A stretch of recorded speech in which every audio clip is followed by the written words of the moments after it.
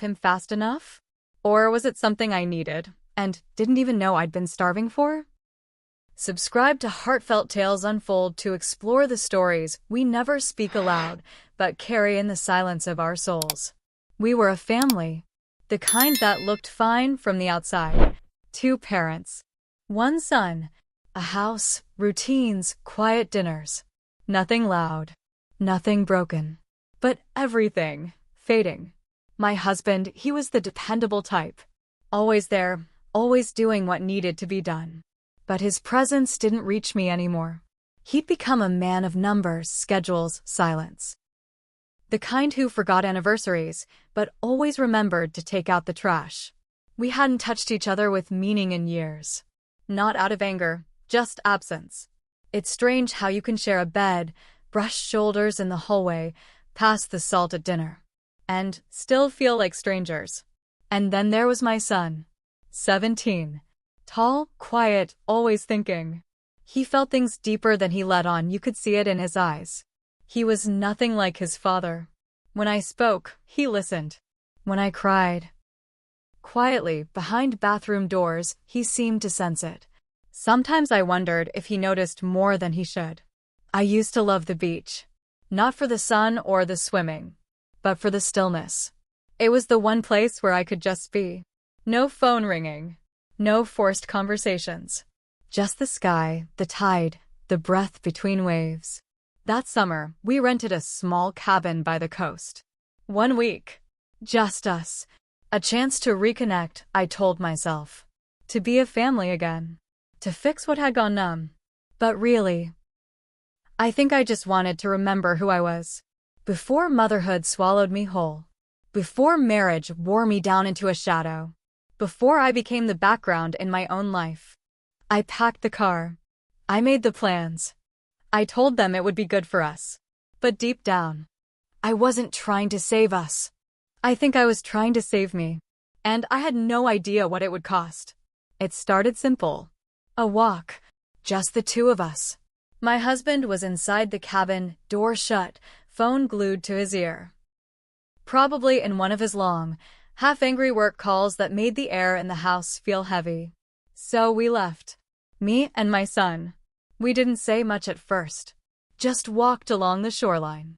The tide was pulling out, leaving behind little pools in the sand, tiny worlds for us to step around. The wind was soft. The sky gray but peaceful. And in that quiet, something shifted. He reached out and brushed a bit of sand off my shoulder. It should have meant nothing.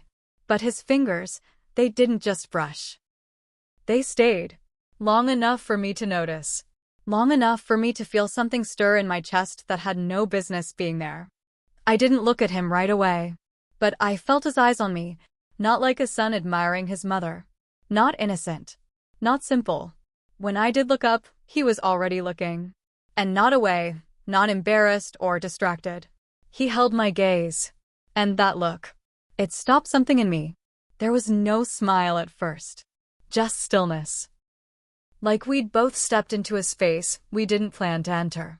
Then, slowly, he gave me that soft, closed-mouth smile, the kind you give someone when you see them. Not for who they're supposed to be, but for who they are. And maybe for what they've forgotten they could be. I told myself I imagined it. That I was reading too much into nothing. That it was just my lonely mind twisting an innocent moment. But when his hand lingered on my arm as we stepped around a tidal, when he laughed, low, like a secret, and said, "Careful, Mom, don't fall," something in the way he said Mom didn't feel like safety. It felt charged. It wasn't loud. It wasn't dramatic. But something passed between us in that silence, like the air had changed shape, like the space between us wasn't as innocent as it had been. And I didn't stop it. I didn't say a word. Just kept walking beside him. Like I didn't feel the heat rising in my skin. Like I wasn't suddenly hyper-aware of how close he was. Of how grown he looked that day. Of how long it had been since someone had looked at me like I mattered. I told myself I imagined it. But when his hand lingered, when he smiled that soft, closed-mouth smile, I knew. He felt it too. I didn't sleep that night. Not really. I lay there with my back to my husband, listening to the slow rhythm of his breathing, steady, predictable, untouched by anything I was feeling. But inside me, there was a storm I couldn't quiet. My mind kept circling back. To the beach. To the way my son looked at me. To the way his hand stayed a moment too long. To the silence that stretched between us like a line that shouldn't be crossed, but already had been. I stared at the ceiling, asking myself the same question over and over again. What was that? What did it mean? And why? Why did part of me want to feel it again? I told myself I should talk to him. I should make it clear. Draw the line. Reclaim the space that belonged to being his mother. But I didn't. I couldn't. Because for the first time in what felt like years, someone had looked at me like I mattered. Not because I did the laundry. Not because I made dinner or paid the bills. But because I was me. A woman. And it wasn't just the look. It was how I responded to it. How I froze. How I didn't stop it. How something deep inside me, something that's been so quiet for so long, woke up. I hated that feeling, but I also craved it. The next morning, I sat at the little table by the window in the cabin. My husband was already gone for a run. I was still in my robe, still trying to gather myself. And then he came in, my son holding 2 mugs of coffee. One for him. One for me. Cream and no sugar. Just how I like it. He smiled, said nothing, just placed it down beside me and pulled up a chair. Too close. Closer than he needed to. His knee brushed mine under the table. He didn't pull away. And neither did I. We sat there, the silence thick, the coffee untouched. I didn't look at him, but I could feel him watching me. And my skin tingled, not from fear, but from awareness. That feeling, being seen, being wanted. It was like a drug. And I was starving. Was it loneliness? Desperation? Or just the raw, aching hunger of being noticed again? Of being something more than a title, more than mom, more than wife. Just me. I hated myself for it. But I couldn't deny it. It felt good to be looked at that way.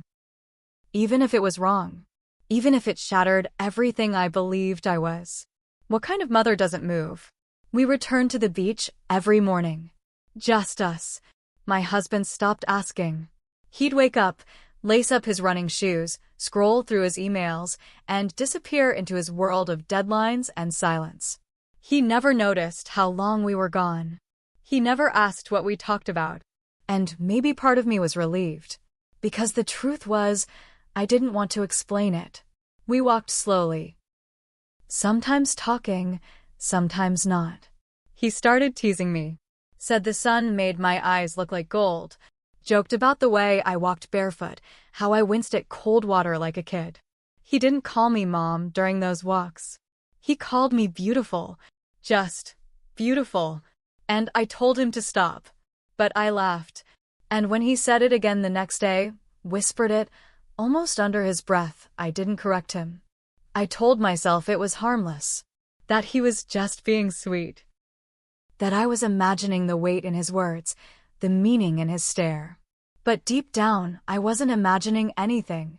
One morning, we sat on the rocks, watching the tide roll in. I tucked my hair behind my ear, and he reached over and brushed a strand from my face. His fingers grazed my cheek. Soft, slow, intentional. I should have pulled away. But I didn't. I leaned into it. Just a little. Just enough. And he noticed. I saw it in his eyes. Something flickered there, something that scared me. Not because it was dangerous, but because it was real. That evening, the sky turned orange. The waves came in rougher than usual. We stayed out too long. I slipped on a patch of wet stone. He caught me. Fast. Strong. His arms wrapped tight around my waist, pulling me against him. I looked up at him. And he didn't let go. Not right away. His hand moved from my waist to the small of my back. And I felt his breath. Warm against my temple. Too close. Too long. We didn't speak. We just stood there, locked in that moment, hearts racing, water crashing behind us like a warning. I finally stepped back, mumbled something about needing to dry off. But my hands were shaking, and so were his. That night, I couldn't eat. Couldn't look my husband in the eye. Couldn't stop hearing my son's voice calling me beautiful. In his eyes, I didn't see a boy anymore. And I was afraid. Afraid of how I liked it. What kind of woman does? The moon was high that night. Big. Round. Hung low in the sky like it was watching. Like it knew something was about to happen. And it was holding its breath. The beach was empty. Everyone else had gone in. Lights from the cabins blinked in the distance, warm and safe. But where we were, it was just shadows and waves. We told my husband we'd be back soon. Said we just wanted to take a short walk. Stretch our legs. Collect a few more seashells before the tide swallowed them up. It sounded innocent. It even felt innocent at first. He walked beside me, not speaking much. The kind of silence that hums with tension, like something waiting just below the surface. Every step, every glance. It was all building to something we didn't have the courage to name. I bent to pick up a shell. A little white one with ridges like soft ribs. And then I felt his hand on my back. Not accidental. Not casual. Firm. Still. Intentional. I froze. My heart stopped. Not because I was scared, but because I wasn't. I stood up slowly. Turned to face him. And there he was. Just looking at me. No fear. No hesitation. Just waiting. Like he already knew. Like he was sure I wouldn't stop him. And I wasn't sure he was wrong.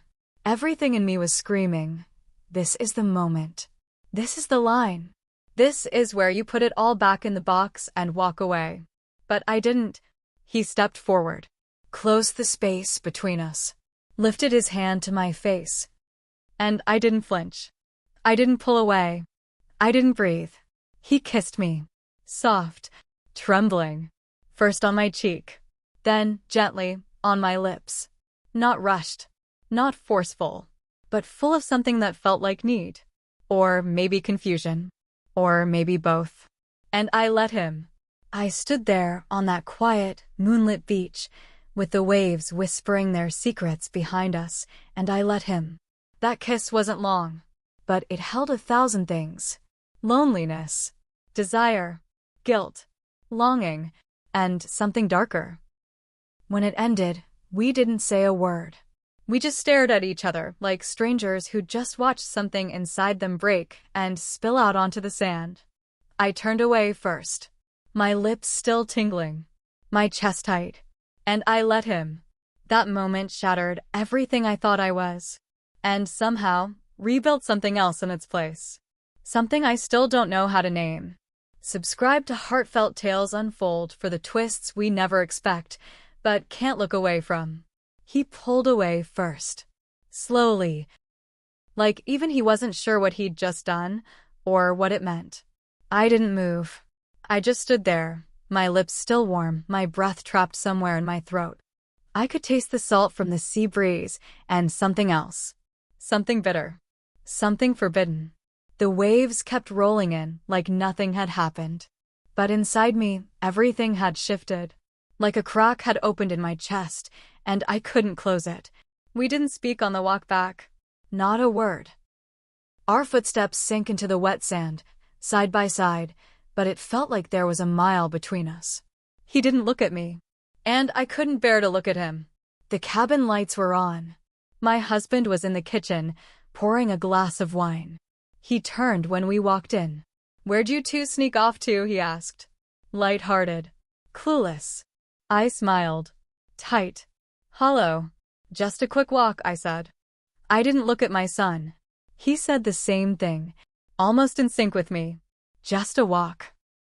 And that's when I realized we were both lying. Together. Bound now by something neither of us could name, but both of us knew had changed everything. The rest of the night moved like slow molasses. Dinner. Dishes. The TV humming in the background.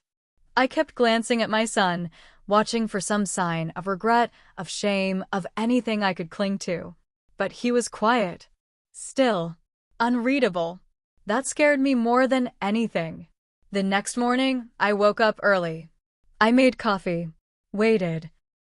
But he didn't come out of his room. When I knocked gently on the door, he didn't open it. He just said he had a headache. That he needed to rest. I nodded, though he couldn't see me. So I went to the beach alone. I brought the same blanket, the same book I never really read. And I sat there, staring at the water, trying to rewind the night, trying to scrub it out of my memory, trying to understand how I got here.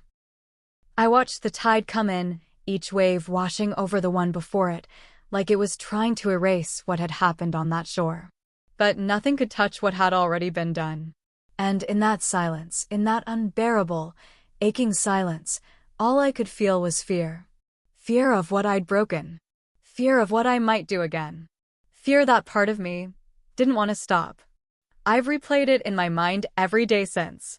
Over and over like a tape that won't stop rewinding itself. What if I had pulled away? What if I had screamed? What if I had reminded him of who I was, who he was? But I didn't, because for 1 second, just one fleeting, terrible second, I didn't feel like a mother.